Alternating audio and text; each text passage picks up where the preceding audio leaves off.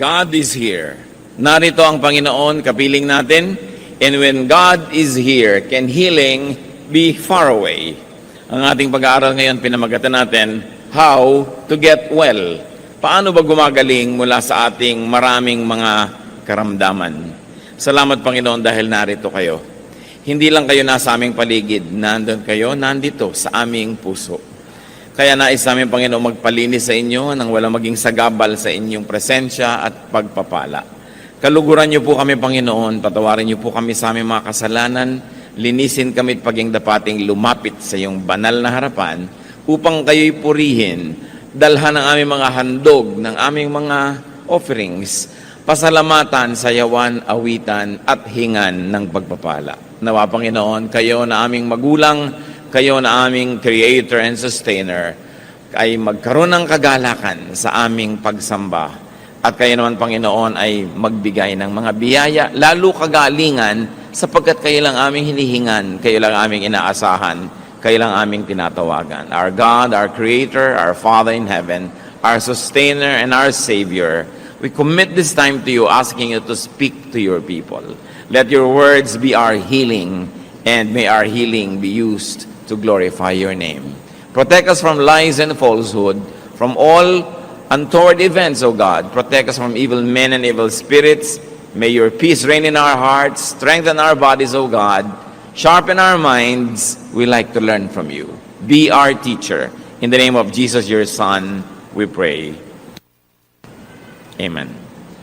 John 9, 1 and 2. As Jesus went along, he saw a man blind from birth. His disciples asked him, Rabbi, who sinned, this man or his parents, that he was born blind? Rabbi ang tawag sa kanya nung una bilang isang guro. Habang siya naglalakad kasama kanyang mga disipulo, may nakita silang isang lalaking bulag mula ng isilang. Hindi lang siya nabulag dahil may nangyari, isinilang palang bulag na siya. At napaka-interesting ng tanong. Sabi, guro, sino po ang may kasalanan? Bakit bulag yung taong yan?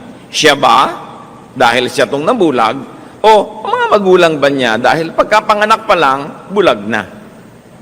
So he was blind and it was a very grave condition. Mahirap mapuwing, mahirap lalong mabulag. Napakahirap nung hindi ka nakakakita, lalo total yung iyong blindness. And it was from birth, a very long time. And of course, it was considered incurable. At ang tanong, who sinned? We will notice here that physical illness is being blamed on spiritual deficiency. Ganun ka-espiritual ang pananaw ng mga tao na maging ang mga kasakitan at mga kapansanan na pisikal, ang kanilang pinaniniwala, ang pinagmulan ay kakulangang espiritual. John 9:3, neither this man nor his parents sinned, said Jesus, but this happened so that the work of God might be displayed in his life. A baffling answer. Sabi niya, hindi siya ang nagkasala dito. Sa kasong ito, hindi rin ang mga magulang niya. So the widely held belief was disproven na pagka mayroong sakit, therefore may kasalanan. O pag nagkaroon ng kasalanan, therefore magkakaroon ng sakit. The widely held spiritual and natural law was challenged. Na pagka mayroong spiritually wrong with a person, magkakaroon siya ng naturally wrong condition. The very terrible condition was no one's fault, sabi ng Panginoon. At lalong nahiwaga, sabi niya, it was for God's exhibit. It was the man's condition, and the man's condition was to serve a divine purpose. Sabi, walang may kasalanan kaya siya ganyan. Niloob ng Diyos na magkaganyan siya para sa isang malaking kapakinabangan ng iba. The man had been suffering, yet it was to be for God's purpose. It was for the benefit of many people. Hindi naman bago sa atin ang konsepto ng sacrifice. Ang anak nga ng Diyos na sacrifice, walang kasalanan, pero hindi lang nabulag, namatay, pinatay, sa napakasakit na paraan para sa ikabubuti ng marami. Sacrifice, a sacrificial lamb, the concept of sacrifice is deeply ingrained in Jewish and Christian doctrine. Ano ba ang isang practical na leksyon para sa atin yan agad-agad? Don't always ascribe problems to sin. Hindi ko may sakit ang isang tao, may problema, nalugi, nasunugan, iisipin mo agad, siguro may kasalanan. Pwede mo isipin, baka naman talagang nagkataon lang, tulad ng sinasabi ni Solomon, sabi niya, nagkakataon. A time and a season for something. Kung minsan naman, pwede mong isipin, parang si Job. Kasi yung tatlong kaibigan ni Job, nung dilu-dilubyo ang buhay niya, matapos makidalamhati sa kanya ng ilang araw, sinabi na, aminin mo na may kasalanan ka, siguradong napakabigat ng kasalanan mo kaya nagkaganyan. At lalong bumigat ang pakiramdam ni Job dahil sa halip na ginhawa ang kanyang makuha sa mga kaibigang nakiramay, pag-uusig ang kanyang tinamo. Baka mamaya may inuusig tayong very righteous person. So don't always blame people for their problems. May problema na nga, sisisihin mo pa. Don't always moralize. Hindi lahat ng bagay merong moral dimension. Meron pala, katulad nito, exceptional case, although kadalasan meron na moral dimension, pero hindi lagi. At kung meron tayong hirap na nadarama, ano man ang katumbas itong pagiging bulag mula pagkabata, find godly use for it. Find godly use for your weakness, for your illness, for your disability, and pray for deliverance. At kung ikaw si Job na dumadaan sa isang pagsubok, again, as exhibit of God's wisdom and God's dispensation, pray that it might finish soon so that you can get on with your life after you have served a very divine purpose for God's agenda. At kahit mahirap maintindihan, magpasalamat tayo na tayo'y pinili at hinirang ng Diyos na maging kasangkapan para kahit man lang maging exhibit A ng kanyang kaso o ng kanyang argument. John 9:6-7. Having said this, he spit on the ground, made some mud with the saliva, and put it on the man's eyes. Go, he told him, wash in the pool of Siloam. So the man went and washed, and came home seeing. Walang drama yung presentation, a few sentences, ang daming nangyari. So, let's take a look at Jesus' method, instruments of healing. Because that man got healed that very moment. So, dumura siya sa lupa. Pinaghalo ang kanyang laway at ang alikabok. Yaki, sabi ng iba. Pero may mangyayaring himala. Kung ikaw yung bulag, huwag kang payaki-yaki. Napaka-importante na mangyayari. Anong isang elemento na ginamit ng Panginoon sa himala? Yung mismong galing sa Kanya, His element, His spittle. Something from Him. Something divine. Yun ang pinagsimulan ng lahat. Tulad ng lilikhain ng Diyos, ang unang tao, something from Him, yung spirit niya. Anong ginawa niya? Hinalo niya sa alabok. Naging tao. Ngayon, nung hinalo ni Jesus, yung galing sa kanya, sa alabok, hindi naging tao, naging putik. Pero di ba ang tao ay dinidescribe din na putik? So you see the pattern of creation and recreation. When God the Father created the first human, yun ang ginawa niya. Now, Jesus was going to recreate the life of this man. Because he was born like that, he had to be born again. In another dimension. Kailangan maging iba siya. Once more, ang elemento, galing muna sa kanya, and then, he spit on the ground, an element from the earth. Pattern yan sa Biblia. Pinaghahalo yung galing sa taas at galing dito sa baba. Something common, something profane, being dignified by something divine. So he made mud from his saliva and dust. Ano ang pamamaraan ng Panginoon na ito sa pagpapagaling? Mixture of things. Pinaghalo from above and from below. Very interesting. From the sacred and what you might call the profane or the base. From napakalinis to napakarumi, from dakila at banal to ordinaryong alikabok. From the spirit to the physical to the flesh. There was a wedding. There was a union of heaven and earth. Doon sa isang kimpal ng alikabok na yon na naging putik, handon yung buong universe. The element of creator and creation. All in just a tiny bit of mud. Tulad sa creation, now there's going to be recreation. Why did the man need that? Because he, or at least his eyes, had to be remade, recreated, reborn. And what did the Lord do? Anong ginawa niyo doon sa putik? Ikinulapol niya sa mata ng pasyente. Hindi sinabi kung nakapikit ang pasyente nung inilagay ang putik o kung nakadilat. Basta inilagay. So what was the Lord's way? Contact. There was a meeting, a joining together. Napakahalaga ng contact ng human at ng divine, ng flesh at ng spirit, ng earth at ng heaven.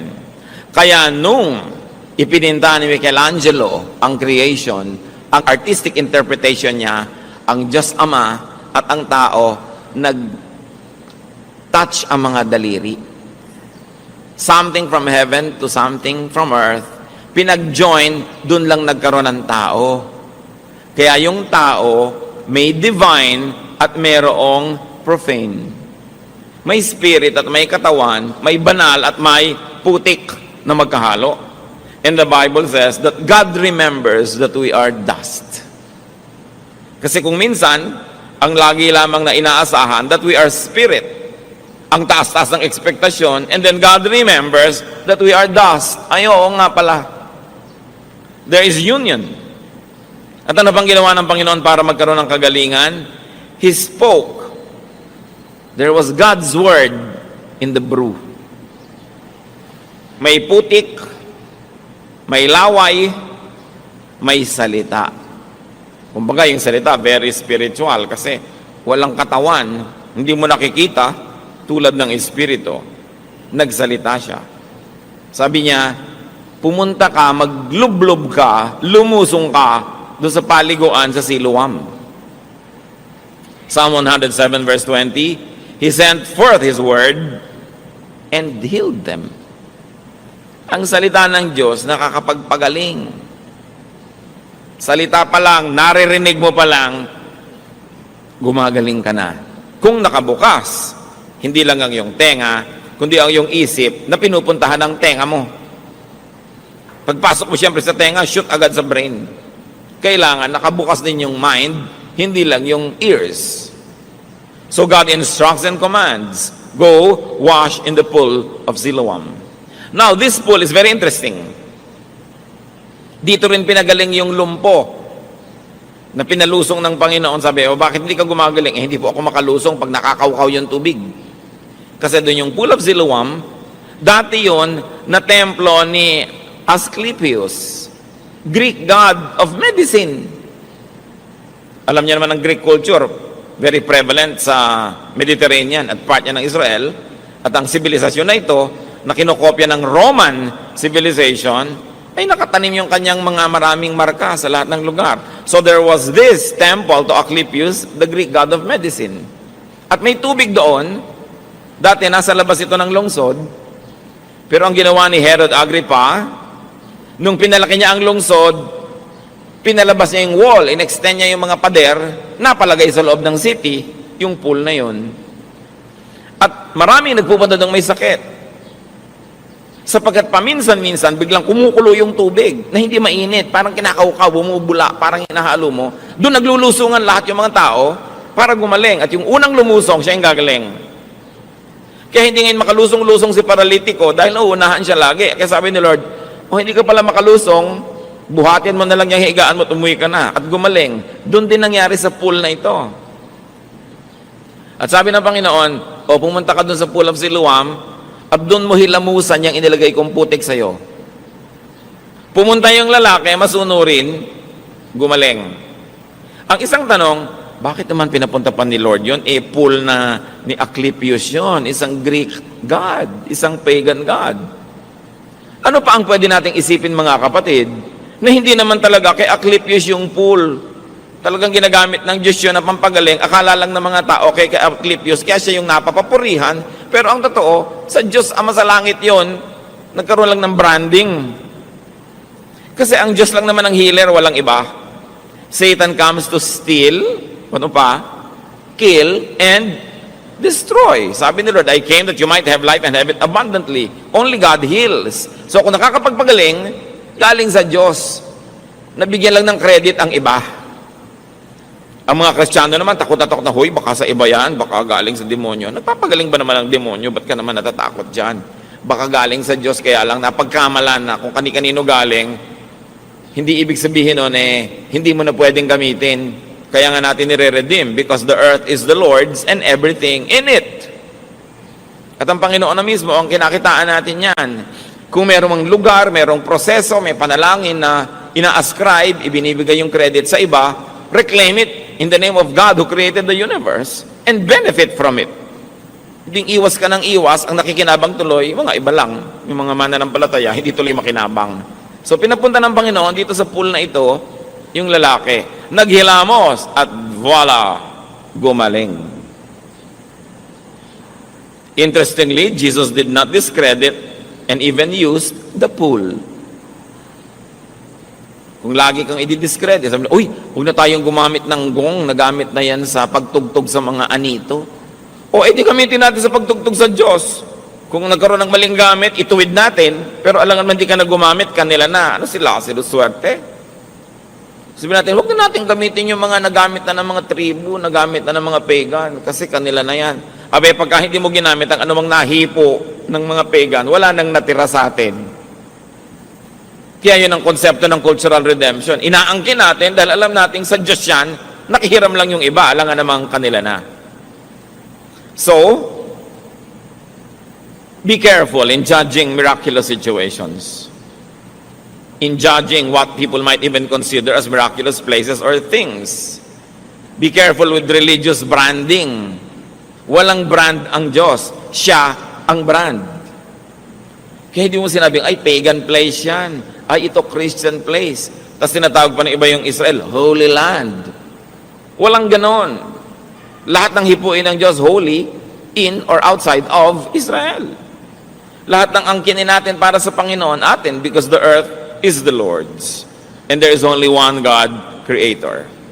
Ano pa ang pamamaraan ng Panginoon at instrumento ng himala? Sa istorya, you see here that the patient obeys God. So man's obedience is important in healing. Sabi ng iba, nasa Diyos ang awa, nasa tao ang gawa. Totoo. Naawa si Jesus, pero pinagawa din yung tao. Una, hindi siya nagreklamo na nilagyan ng putik yung mukha niya at mata. Meron siyang ginawa. Nung sinabi sa kanyang, lumublob ka doon sa pool, sumunod siya. Meron siyang ginawa. Hindi naman laging puro sa Diyos ang gawa, tapos sa tao ang ngawa. Walang mangyayaring himala pag ganun. Kailangan meron kang part. You always do your part. Kayang-kaya tayong pagalingin ng Diyos, mag-isa niya, pero gano'n na lang ang pagpapahalaga niya sa atin, kahit hindi kailangan, isinasali tayo sa proseso. Kasi ang Diyos mahilig magsali, hindi magpuwera. So the man goes home well, singing, what a difference a day makes. Biruin mo nga naman, sa araw na yun, wala siyang kamalay-malay. Maiiba ang buo niyang buhay.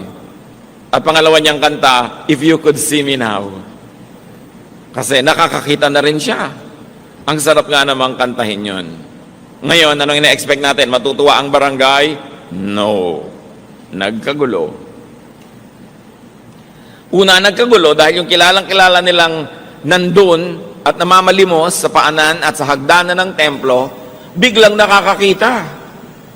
Maganda sana ang kwento, pero nung dinala nila sa mga pare, kasi lahat ng himala dapat dinadala sa pare para i-confirm na, oo nga, may himala. Hindi ba ngayon din ginagawa yan sa Roman Church? Kailangan kung may himala, sabihin ng obispo, hindi himala, fake. Para i-confirm. Nung dinala ngayon si Bulag doon na nakakita na, Sabi ng mga pare, teka. Di ba Sabat ngayon? Bakit ka pinagaling ng Sabat? Naku, yung nagpagaling sa'yo, masama. Makasalanan yun, demonyo yun. Sabi, bakit naman magiging demonyo yun? Gumaling nga ako, nakakapagpagaling ba ang demonyo? Demonyo yun, hindi niya sinunod ng Sabat. Ang nakita ng mga pare, yung problema, hindi yung solusyon. They problematize the healing. Sabi, siguro fake to, hindi ito yung sinasabi ninyo na blind from birth. Meron ba namang nakakakita na blind from birth? Ipinatawag yung mga magulang para patotohanan na siya nga yung taong blind from birth. So, nagkagulo-gulo. Sinabi ng mga magulang, yan nga, pero hindi namin alam kung sino nagpagaling sa kanya. Kasi ayaw ng mga magulang na masisi, dahil nga nagkaroon na ng utos. Sino mang maniwala na si Jesus ang Mesaya, itatakwil ng templo, itatakwil ng synagogue, kick out ka of the church. Kaya mga magulang ayaw mag-commit, sabi niya, tanungin nyo, may edad na yan eh. Ngayon, tanong sila ng tanong, paulit-ulit, sabi nung nakakitang bulag, ba't pa paulit-ulit kayo ng tanong? Siguro gusto nyo rin maging disciple niya, no? Anong gusto nyo maging disciple? Nagalit lalo yung mga tao, at ang ginawa, sinipa siya palabas sa fellowship. He was kicked out of the synagogue. Itinakwil yung gumaling. Saan kayo nakakita ng ganyang uri ng pag-iisip? Only religious people can be so twisted in their brains. Diba? Ang pinaka-twisted ng mga tao sa balat ng lupa, hindi mga kriminal, hindi mga prostitute, mga relihiyoso, mga panatiko, na sobra na ang pagkakapilipit ng kanilang pananalig, wala nang tama kundi sila lang. Wala nang mabuti kundi sila lang at lahat demonyo na. Hindi na nakakakita ng mabuti, ang laging iniisip, technicality, yung mga batas ng relihiyon at mga tradisyon. Kaya napakahirap kasama sa buhay ang mga relihiyosong tao. Napakakikitid ng mga utak, ang liit ng mundo at lahat demonyo sa tingin. Huwag niyo akong kontrahin dahil yan ang nasa istorya. Kaya ang Panginoon, inilalabas niya yung mga tao mula sa pagkakabihag ng relihiyon. Kasi nabihag na. Hindi na yung Diyos ang itinuturo, yung tradisyon na, yung mga reglamentos na, mga nakaugalian na, dumami na ng dumami yung bawal. John 9:35-41. Jesus heard that they had thrown him out, and when he found him, he said, "Do you believe in the Son of Man?" "Who is he, sir?" the man asked. "Tell me so that I may believe in him," the man asked. Jesus said, "You have now seen him. In fact, he is the one speaking with you." Then the man said, "Lord, I believe," and he worshipped him. This is one positive case of to see is to believe. Nakakita talaga siya, nanalig tuloy. Madalas to believe is to see. Pero siya, to see is to believe. Pero ang totoo, meron ng naunang belief. Kasi kung wala naman siyang paniniwala, hindi siya magpapalagay ng putik at hindi siya lulusong doon sa tubig. So may konting pananalig, at yung konti na yon, naging capital niya, sinunod niya, kumilo siya ayon sa konting pananalig at dahil doon, napaghimalaan, nagkaroon ngayon ng malaking pananalig. So it still begins with faith. Jesus said, "For judgment I have come into this world, so that the blind will see, and those who see will become blind." Ngayon natin nakita kung bakit sinabi ng Panginoon na yan ay bulag para sa ikaluluwalhati ng Diyos. Kasi may important statement na gustong gawin ng Panginoon, kailangan ng audiovisual aid. Kailangan ng exhibit. Sabi niya, dumating ako, may dalang paghuhukom. Ang mga bulag makakakita at ang mga nakakakita magiging bulag. Sinong tinutukoy niya? Lahat ng mga spiritually blind pero willing to acknowledge their blindness, they will see. Pero yung mga akala nila spiritually magagaling sila, marurunong, maaalam, nakakakita, pero hindi nila kikilalanin si Jesus, sila ang magiging malinaw na bulag. Sabi niya, ang pagdating ko dito ay magbibigay ng mga reversals. Magkakapalit-palit ang mga sitwasyon. Ang bulag, tulad mo, makakakita. Not only physically, but also spiritually. Kasi nakita nyo, hindi lang nakakita yung tao physically, nakita niya yung katotohanan kung sino si Jesus. Naniwala siya. At sabi niya, yung mga dilat, mga mulat, iyon ang mabubulag. Kasi ang yabang-yabang nila, akala nila, alam na nila, hindi na sila willing magpaturo, ayaw na nilang magbago ng isip. Maraming ganyan, ha, mga spiritually blind. Kasi akala nila, they see. Binubuksan mo pala yung Bible, huwag mo nang buksan yan, ha? Ayoko, hindi na ako magpapalit ng paniniwala. Ayoko na. Nakasara. Kasi akala nila, alam na nila. Yun ang tinutukoy ni Jesus. Yun ang makikita niyong bulag talaga. So the exhibit was clear. The message was crystal clear. And now we see God's purpose in the blindness of this man. Some Pharisees who were with him heard him say this and asked, "What? Are we blind too?" Jesus said, "If you were blind, you would not be guilty of sin. But now that you claim to see, your guilt remains." Makabuluhang mga pangungusap. Sabi ng mga nakikinig, bakit? Kami ba tinutukoy mo? Kami ba ang pinaparinggan mo? Parang may gusto ka yata tumbukin. Ibig mong sabihin, bulag kami? At yung bulag na yan ang nakakakita? Hindi kami bulag, ha? Nakakakita kami. Ang linaw. Marunong kami, aral kami, bihasa kami.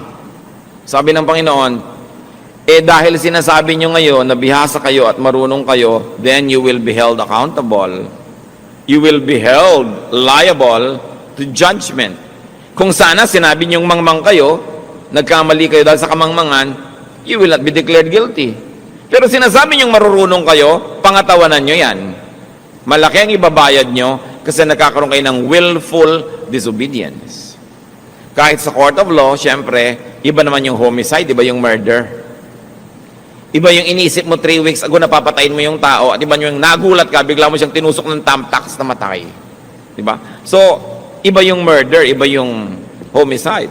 Iba ang pataw na parusa. Ngayon, iba yung spiritually, mangmang ka kasi, kaya kung ano na pinagagagawa mo, at inaamin mo namang mangmang ka, kesa yung ang runong-runong mo, ayaw mo nang makinig, you will be held accountable for everything. This is a case where ignorance is really an excuse. No?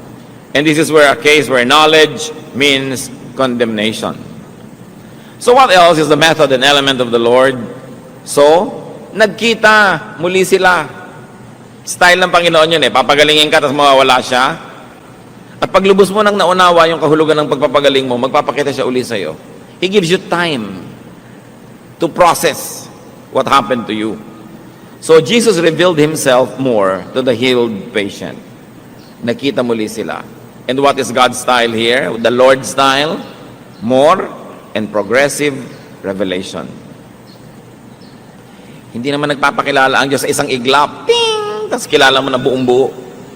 Dahan-dahan. Pero ang susunod na level ng pagpapakilala niya, depende sa level ng kahandaan mo na maunawa yung mas mataas na katuruan. So dati, pinagaling lang siya. Jesus was only a healer. Ngayon, nagkita uli sila nung tinanong ng Panginoon, naniniwala ka ba sa anak ng Diyos, sa Messiah? Sabi, sino po ba siya para mapaniwalaan? Ako, kaharap mo na nga ako. Naniniwala po ako. And he worship. No? Ngayon, nagpakita si Jesus. Dati, nagpadinig lang. Faith comes from hearing. Yung bulag, nadinig niya, ang utos ni Jesus, sumunod siya at dahil doon nakakita siya. Nakinig muna bago mamulat. Sumunod muna sa nadinig bago lubos na nakita si Jesus. And so the miracle only served as a catalyst, as a beginning, as opening for more blessings, for the greater sight, and that is to know Jesus as the Messiah, as the Lord. Hindi yung napaghimalaan ka na ng Diyos, hindi ka na uli sumipot dahil napaghimalaan ka na, nakuha mo na yung gusto mo. Yung pala may kasunod pa at mas mataas na uri ng mga pagpapakilala, hindi mo na-avail. But this man was able to get the additional blessings. Those that believe will see. 2 Corinthians 5:7, we live by faith, not by sight. Sa pananalig, hindi lang sa nakikita. Hindi lang sa naaabot ng isip at ng reason. So the recipient of blessing gets to know and then worships Jesus. And this is a great element of the Lord's touch, worship.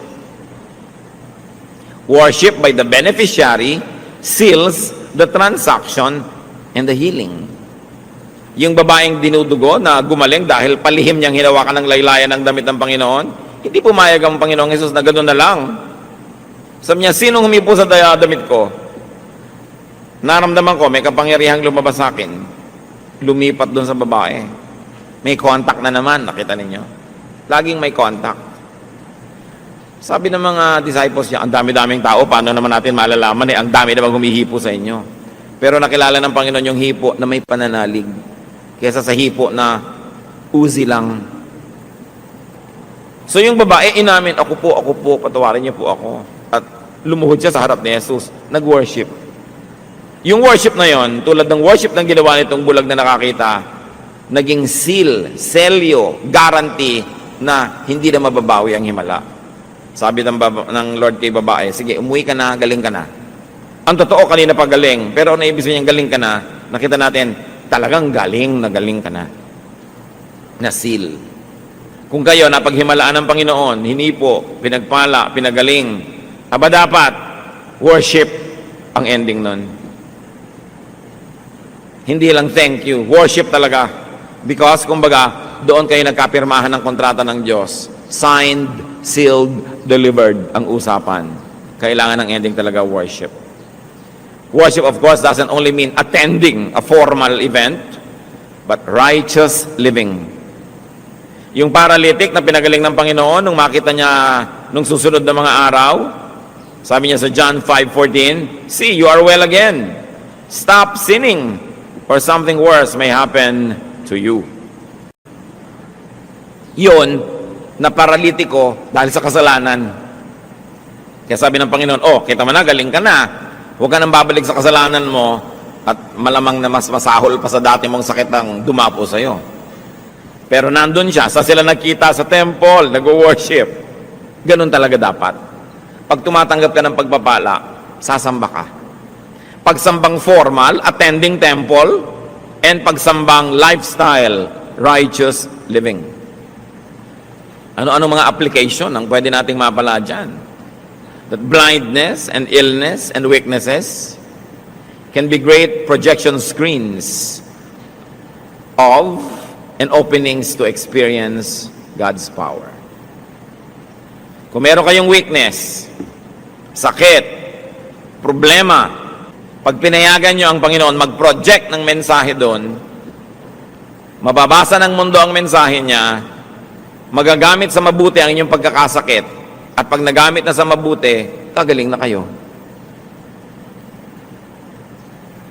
Katulad ng pilay na pinalakad, yung kanyang pagkapilay ang nagpaliwanag sa tao kung sino si Jesus. Katulad ng alak na naubos, problema, dahil naubos yun, nakilala ko sino si Jesus, naghimala siya. Itong taong bulag, dahil siya'y bulag, nabigyan tuloy ng paningin, nakilala si Jesus. Kung dati ka nang nakakakita, di walang makikita na ginawa sa'yo ang Panginoon. Kaya kadalasan, mas maganda yung mga patotoo ng mga taong galing talaga sa pinakamadilim at pinakamaruruming pusali. Kasi nakita kung paano sila nalinis. It is about turning a disadvantage into an advantage. Kaya sabi ni Paul, alam nyo, ang dami kong kapintasan, ang dami kong problema, ang dami kong paghihirap, pero lahat ng yan, ginagamit kong screen para makita ang luwalhati ng Diyos. Na kahit wala akong pera, kumakain ako, kahit ako pinapatay nila, buhay pa ako. Ayan, sinong nakikita? Ang kilos ng Diyos. Turn your lives, especially your problems and weaknesses, into screens by which God could project His power, His holiness, His love, and many people will see it as you experience it. Kaya ang sabi ni Paul sa 2 Corinthians 12:10, for when I am weak, then I am strong. Kasi kung kulang ako, di pupunuin ako ng Lord, yung kakulangan ko, yun ang kapunuan ko. Kung saan ako mahina, papalakasin niya ako, di yung hina ako, magiging lakas. Pero yung lakas ko na ipinagyayabang ko na, hindi na pupunuin ng Diyos kasi pinagyayabang ko na, Iniisip ko, puno na, ba't pa niya dadagdagan? Yun ngayon na magiging kakulangan ko. Kaya ina-acknowledge natin kahinaan, magiging lakas, at yung pinagyayabang nating lakas, magiging kahinaan. Kasi sa sarili na tayo sumasamba. Pag pinansin natin yung tao, wala tayong nakitang pait sa kanyang ugali o attitude. Wala. Although blind from birth. Yung iba, may kapansanan, may kakulangan, may bitterness. Ba't kaya ako ipinanganak na kulot? Hindi tuloy ako makuhang model ng shampoo. Di ba? Pwede ka naman maging model ng panghuli ng insekto. Kasi pag may pumasok sa lagubang sa ulo mo, di na makakalabas. Wala pa lang ang ganung produkto, kaya hindi ka pa lang nagiging model. No? Maghintay ka lang. Meron mga taong, ba't ako pinanganak na mahirap? Ba't ako pinanganak na ganito? Ba't ako maraming peklat? Bakit ako ganito? Ba't ako ganun? Tapos bitterness ang laman ng puso. Envy, inggit doon sa kanyang hinahangaan. At pagka naiinggit ka, ang kasunod, mamimintas ka. 99.99 ng pamimintas ay galing sa inggit. Ang mga pintasera, inggitera. Kasi kung hindi ka naiinggit, ba't ka namimintas? Ang totoo, dapat ka maawa. Ba't mo pinipintasan? To make yourself feel good. Because you think na meron siyang wala ka. Kaya ka namimintas. Kaya titingnan natin yan. Every criticism is a cry for help. When you gossip, when you criticize, what you're really saying is, I am so insufficient inside of me. Kulang na kulang ako, salat na salat, dukhang dukha. Kaya ito ngayon, pinuputol ko lahat ang ulo ng matatangkad para ako maging matangkad. Pinupuro na ko ang dumi nila para magmukha akong mas malinis. Kaya yung criticism, bitterness, dapat alisin sa buhay. Kasi hindi ka tatahanan ng Espiritu ng Diyos at hindi ka gagaling kung puro bitterness ang laman ng puso mo. Tuwang-tuwa si Satanas pag bitter ka. Kasi yan ang gusto niyang tirhan. So do not harbor bitterness about your or your loved ones' situations. Dapat bitter na yung tao. Wala ka panganakan, bulag. Pero wala tayong nakitang ganon. The man blind from birth did not show this attitude. Ephesians 4:31, get rid of all bitterness. Maganda na gusto nyo magtanggal ng peklat, gusto nyo mag-ayos ng buhok, gusto nyo tanggalin ng mga kung ano-anong may kikekwek sa inyong paa. Pero unahin natin, tanggalin muna natin ang bitterness sa ating puso. Mabigat dalhin, at lahat ng blessing na dumadating sa inyo, tumatalbog. Kasi para kayong merong shield, rejecting God's blessings. And that could be bitterness. Dapat yan bunutin. Because bitterness contradicts God's blessings. Now, as we have seen, healing can come about when divine elements, like Jesus as saliva, divine power, like God's Word and God's Spirit, mix with earthly instruments, like the dust.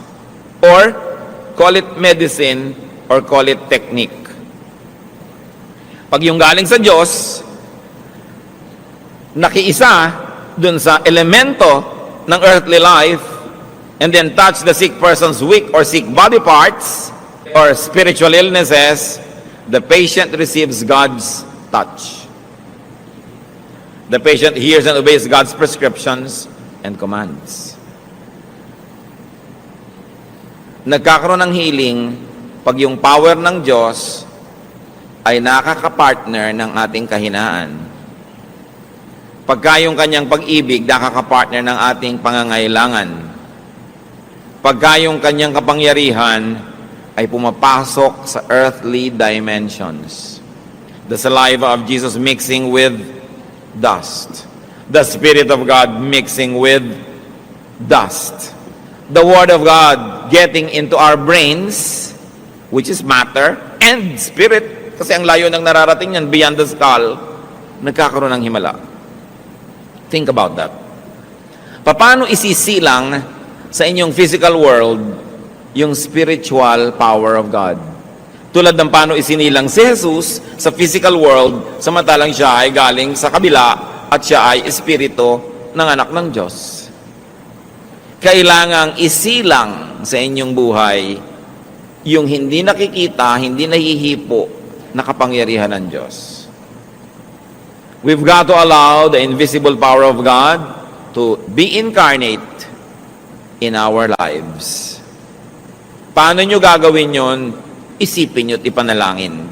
Personal yan na pagsisikap. Ngayon may tanong. Bakit daw ang daming naboborn again, nagba-Bible study, lumalapit sa Diyos, kasi lang may problema? Sabi pa nga ng iba, yung religion naman, saklay lang yan, crutch lang yan, ng mga may kapansanan, ng mga may pangangailangan, ng mga mahihina, ng mga walang pag-asa. Salamat! May napupuntahan yung mahihina, yung mga walang pag-asa, at yung may pangangailangan. Kasi kadalasan mga kapatid, di ba pinag-usapan natin yung contact point? Yung lugar at panahon na ang Diyos at ang tao ay nagkakadikit, kadalasan, nabibigyan lang natin ng puwang na dumikit sa atin dun sa lugar at oras ng ating pangangailangan. Bigla kang nawala ng brake habang nagdadrive ka sa Cannon Road, bigla kang nagdasal. Nagka-contact point. Pero kung wala kang problema, siguro, kanta ka lang ng kanta, tugtog ka ng tugtog, pero wala kang dasal. Biglang nagkasakit ang nanay mo ng malubhang sakit. Eto ka ngayon, pray ng pray. Text pa ng text sa iba, ipag-pray yung nanay ko. Nagkaroon ng opening. Kasi maraming tao, mga kapatid, kung hindi pa malugi sa negosyo, masunugan, manganib ang buhay, magkasakit, maghirap, iwan ng nobyo, hindi maaalala ang Diyos. Hindi magbubukas sa Diyos, wala tuloy contact point. Eh ngayon, kung ang lusog-lusog nyo, ang yaman-yaman nyo, ang sarap-sarap ng buhay, tapos nakabukas ka sa Diyos, lagi ka rin nagdadasal, nananalangin, naglilingkod, nabubuhay ng maayos, yung contact point mo tuloy-tuloy, kaya hindi mo na kailangan maghirap o magdusa para mapalapit sa Diyos. Pero higit maraming tao, naaalala ang Diyos dahil humina o nangailangan. Contact point. Ang contact point ng mama na to, yung blindness. Yung iba, yung paralysis. Yung iba, yung gutom na gutom, pinakain ni Lord, nagkaroon ng contact point. Kayo mga kapatid, anong contact point nyo sa Diyos? Kailan kayo nagiging very godly? Pag marami kayong pera o pag wala? Kasi pag nagiging godly kayo, pag wala kayong pera, dadalasan ng Diyos na wala kayong pera. Diba? Sabi, ang lapit-lapit ng anak ko na ito sa akin pagka walang makakain. Bigyan ko nga ito ng hanggang pinipig lang ng mga pagkain araw-araw para laging lumapit kasi miss ko na siya. Gusto ko siya laging kasama.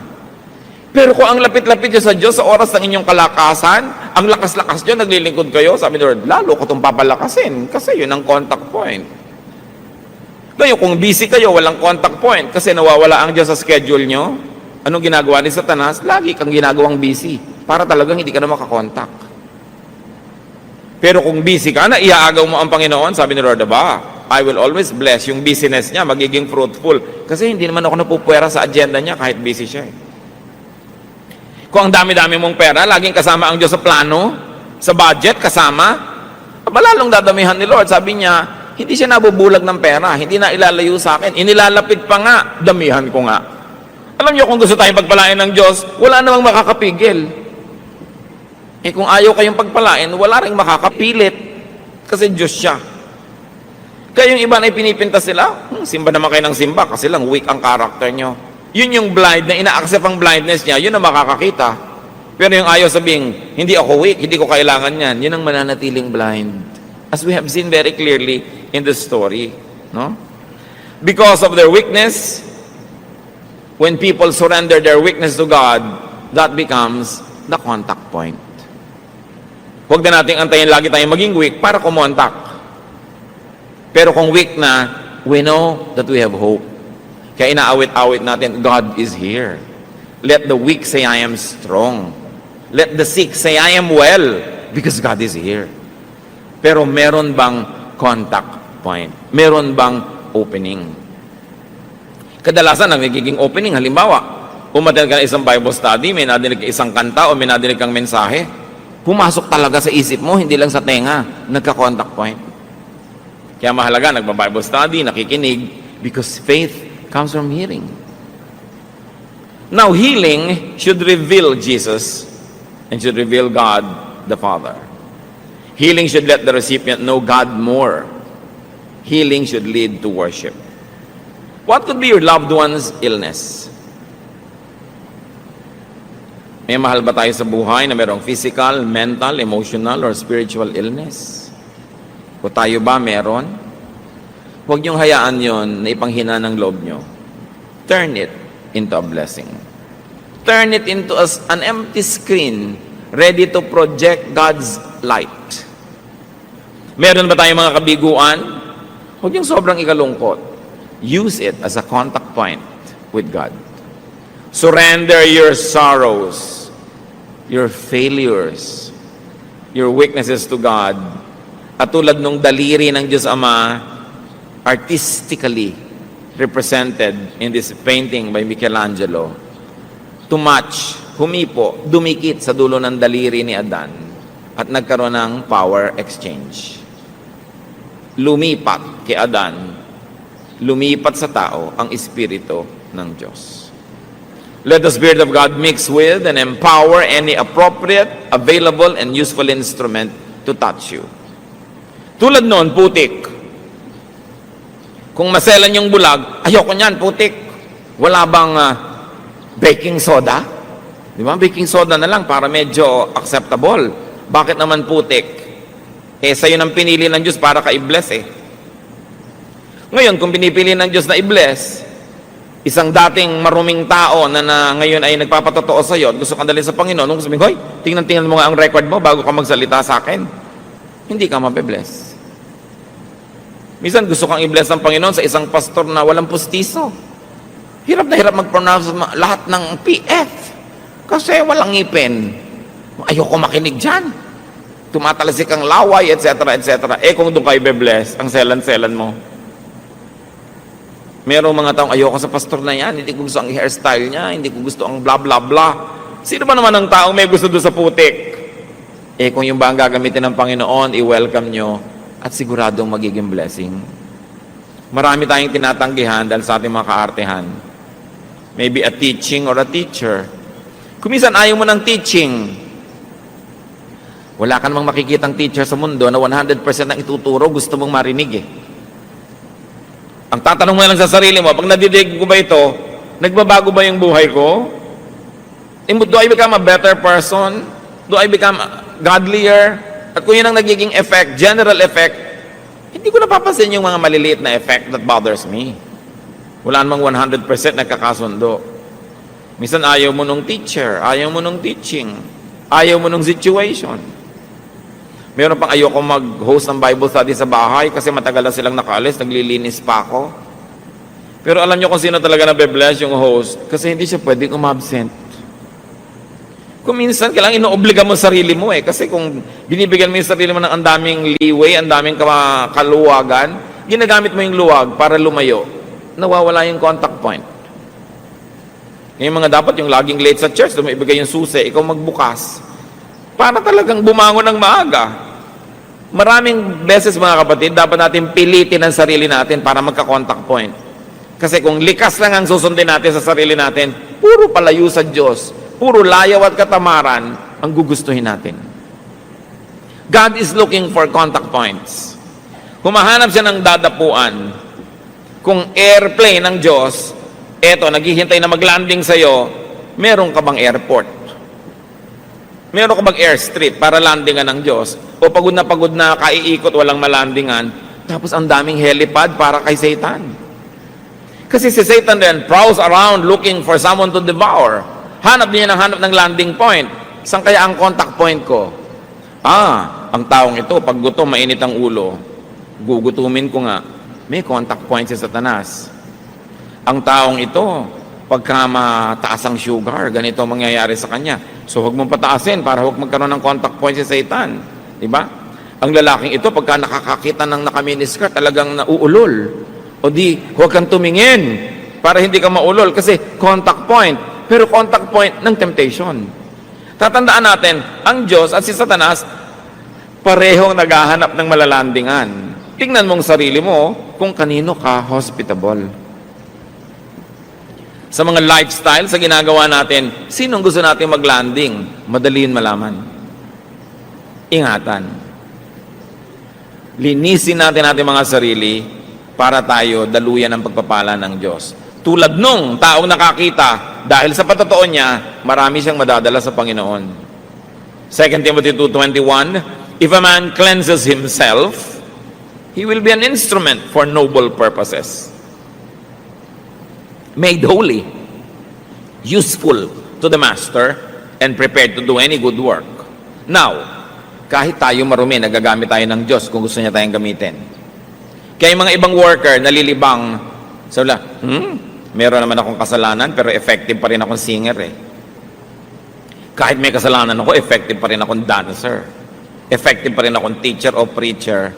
Akala nila ngayon, pwede nang pagsamahin yung dalawa. Up to a point, pinapayagan ng Diyos, kung gusto niyang payagan, at kung gusto kanyang gamitin. Pero itong tanong, mga kapatid, kung sa ating mga karumihan, nagagamit tayo ng Panginoon, ano pa kayang paggamit ang gagawin niya sa ating kalinisan?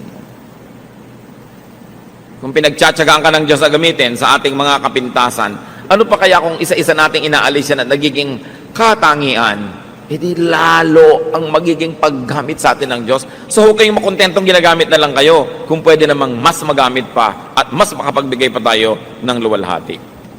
Napakahalaga. Hear God's Word and complete the process of healing by having contact with God's instruments, by hearing God's Word, and obeying God's prescription. Hindi sapat na nilagyan ng putik yung mata niya. Nagsalita si Lord, nakinig siya, may inutos si Lord, lumubog ka sa pool, ginawa niya. Naririnig niyo ang salita ng Diyos. May contact point tayo sa salita ng Diyos. Anong inuutos sa inyo individually at sa akin? Pag ginawa pa lang natin yon, doon nakukumpleto yung cycle. Makinig sa salita ng Diyos. Yung salita man ay pangako, utos, itinutuwid tayo, palo, o comfort, lahat yon dapat pakinggan. Psalm 119 verse 28, my soul is weary with sorrow, strengthen me according to your word. Ang linaw. At sabi sa Psalm 119:67, before I was afflicted, I went astray, but now I obey your word. Isa pang mahalaga na ginawa ng bulag na ito, na malimos siya sa pintuan ng templo. Nakita tuloy ni Jesus. Marami pong mga mayayaman, technically are beggars by the temple door. Bakit? Marami tayong na-encounter na ministry ni Lord, pinagaling niya, pulubi, pero mayaman. May mga tagabuhat, may mga nag-aasikaso. Kasi nung araw, kung may sakit ka, mayamang ka't mahirap, dinadala ka sa mga pintuan ng templo o sa mga daan na patungo sa templo. Bakit? Pinaniniwalaan ng mga tao noong unang panahon na kung ikaw ay nasa paanan ng templo o sa pintuan ng templo, darating at darating at darating yung panahon na may pupunta sa templong isang banal na tao na makikita ang iyong kalagayan at mapapayuhan ka o mabibigyan ka ng lunas. Kaya mayamat mahirap na mamalimos doon sa may templo. Hindi lang pera ang hinihinging limos, kundi runong ng maaring dumaan na isang pantas. So, paano gumagaling ang mga tao? Pagpapakumbaba, pagtanggap ng iyong pangangailangan, at paglalagay sa sarili mo doon sa pwede kang madaanan ng pwedeng magpayo, available ka kasi. So, kung meron tayo mga pangangailangan, do not hesitate to beg, whatever it means in your life. To be at the temple steps and door, and to let the holy man touch you and prescribe healing. Kung sino man yung gamitin na yun ng Diyos, makapagpayo sa iyo, makapanalangin para sa iyo, yun yung equivalent ng mga holy men of the past. Meron kayong kamag-anak, mahal sa buhay, na nangangailangan ng healing ng Diyos, bring that loved one at the temple door.